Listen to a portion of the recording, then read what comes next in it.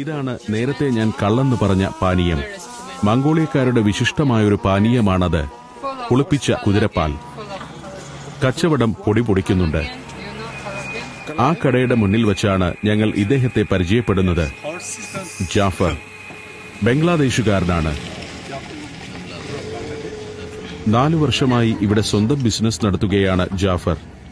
ഇന്ത്യക്കാരാണ് ഞങ്ങളെന്നറിഞ്ഞപ്പോൾ ജാഫറിന് സന്തോഷം. സ്വന്തം നാട്ടുകാരെ കണ്ടതുപോലെയാണ് സൗഹൃദം. ഓരോ ഗ്ലാസ് പുളിപ്പിച്ച കുതിരപ്പാൽ കൊണ്ട് അദ്ദേഹം ഞങ്ങളെ സൽക്കരിക്കുകയും ചെയ്തു.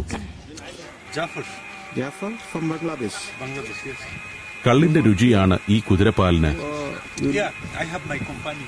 കുമീസ് എന്നാണ് മംഗോളിയയിൽ ഈ പാനീയം അറിയപ്പെടുന്നത്. ചെറിയൊരു ലഹരി പകരുന്നതാണ് കുമീസ്. ജാഫർ തന്റെ വിശേഷങ്ങൾ പറഞ്ഞു. ഇവിടെ എംബസിയിൽ ഒരു മലയാളി ഉണ്ടായിരുന്നെന്നും 3 മാസം മുൻപാണ് അദ്ദേഹം നാട്ടിലേക്ക് മടങ്ങിയതെന്നുമൊക്കെ ജാഫർ പറയുന്നു.